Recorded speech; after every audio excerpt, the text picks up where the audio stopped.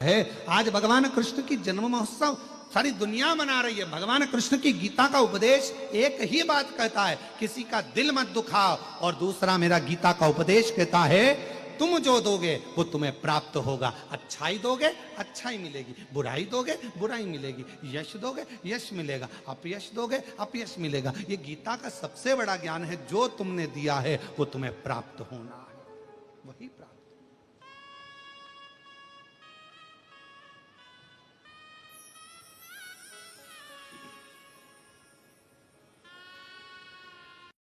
कौन के पास टाइम है साहब?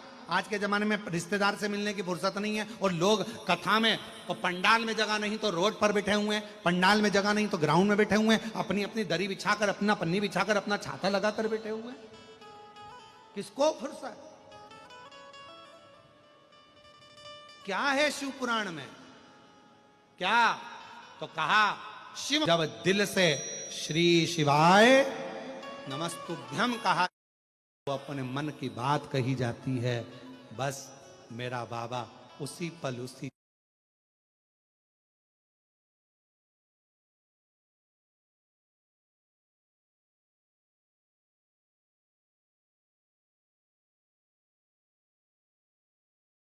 क्षण उसी घड़ी आपके दुख को मिटाना प्रारंभ कर देता है और आपका कल्याण करना प्रारंभ कर देता है। उसी क्षण उसी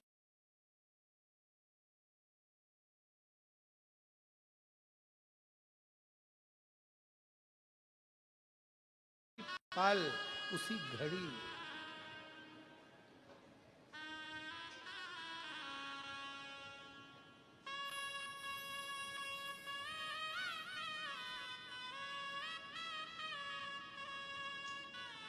बस हृदय से पितरों ने कहा कि मेरी बेटियां, भगवान नारायण ने कहा कभी कभी दुख मिलता है तो कुछ संभलने के लिए, भगवान नारायण करें कभी कष्ट आता है तो कुछ अच्छा करने के लिए, भगवान नारायण करें अगर तुम्हारी बेटियों को श्राप लगा है तो कुछ अच्छा करने के लिए। क्यों चिंता करते? सनत कुमार के पास में पहुंचे, हमारी बेटियों को आपने श्राप दिया है, कुछ वर दीजिए। सनत कुमार ने वर दिया, पितरों की ये 3 बेटियां मृत्यु लोक में जन्म तो लेंगी, इन तीनों की गोद में 3 देवियां खेलेंगी जो जगत का कल्याण करेंगी। मैना की गोद में पार्वती, धन्या सुनैना बनेगी जिनकी गोद में सीता जी, कला कीर्ति बनेगी जिनकी गोद में राधा जी खेलेंगी। इन तीनों की गोद में 3 देवियां खेलेंगी जो जगत का कल्याण करेंगी। 3 देवी।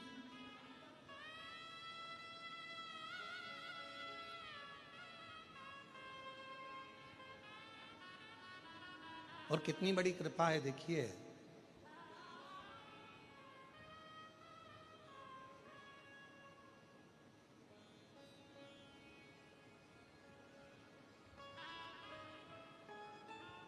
सीताराम सरकार का भी नाम अगर लेते हैं, राम सीता जी का नाम लेते हैं, सीताराम जी का नाम लेते हैं, तो भी पितरों की कृपा हम पर होती है। राधे श्याम कहते हैं, राधा कृष्ण कहते हैं, कृष्ण राधे भी कहते हैं, तो हमारे ऊपर पितरों की कृपा होती है, क्योंकि इनके पूर्वजों की श्रृंखला देखिए। शिव पार्वती कहते हैं, उमा महेश कहते हैं, भगवान गौरी शंकर कहते हैं, तो भी पितरों की कृपा हम पर होती है।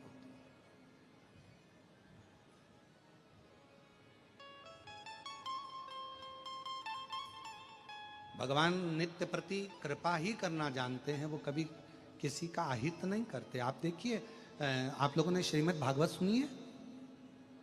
जम के तो बोलो, सबने सुनी है भागवत जी?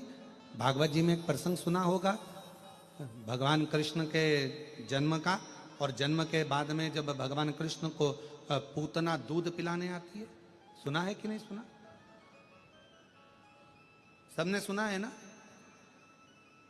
कितना सुंदर रूप रखकर आई थी, सारे ब्रज के बच्चों को स्तनपान कराती हुई, सारे ब्रज के बच्चों के प्राण खींचती हुई, सारे ब्रज के बच्चों के प्राण खींचती हुई उनको मारती मारती यशोदा जी के आंगन में पहुंच जाती।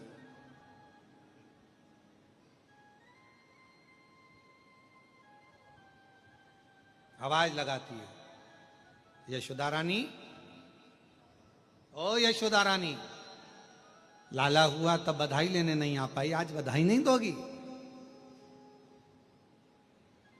गोदी में यशोदा जी के लाला थे कृष्ण कन्हैया, पूतना की गोद में दिया, बहन तो इसको संभाल, मैं तेरे लिए बधाई लेकर आती। और पूतना ने कन्हैया को लिया। भगवान कृष्ण मुस्कुरा रहे थे पूतना को देखकर, क्योंकि भगवान कृष्ण इसलिए मुस्कुरा रहे थे क्योंकि मेरी मैया यशोदा जी ने इसको बहन कहा, और मैया की ये बहन है तो मेरी, जम के बोलो, मासी। अब उनको क्या मालूम था कि गले की फांसी, ऐसी कैसी मासी, उनको क्या मालूम था। और जो भगवान कृष्ण को पूतना ने लिया, भगवान कृष्ण को दूध पिलाना प्रारंभ किया, दूध पिलाना प्रारंभ किया। और भगवान कृष्ण की कथा कर रही है कि पूतना जब भगवान कृष्ण को स्तनपान करा रही थी और भगवान स्तनपान कर रहे थे, दूध पी रहे थे, तो सबने कहा जब पूतना विष पिला रही है तो भगवान को पीना ही नहीं चाहिए। पर भगवान स्तनपान कर रहे हैं, जब तक पूतना ने दूध दिया तब तक भगवान ने ग्रहण किया, और जब पूतना ने विष दिया तब भगवान कृष्ण ने पूतना के प्राणों को हर लिया। जब विष दिया तो आखिर भगवान कृष्ण पूतना का स्तनपान क्यों कर रहे हैं, दूध क्यों पी रहे हैं? क्योंकि भगवान कृष्ण की लीला कहती है कि भगवान कृष्ण को मालूम था पूतना सबके प्राण हरती हरती आई है, पूतना सबको मारती मारती आई है, बच्चों के प्राण हरती आई है, उन बच्चों के प्राण पूतना के स्तन में पड़े हुए हैं। मैं जब दूध पीऊंगा इन बच्चों के प्राणों को, इन ब्रजवासियों के प्राणों को खींच लूंगा, अपने उदर में रख लूंगा। जो बच्चे मरे हैं उनके प्राणों को भगवान कृष्ण ने अपने उदर में रख लिया। फिर एक समय आया, भगवान बड़े हुए, उन्होंने अपने पांव की मिट्टी को उठाकर खा लिया।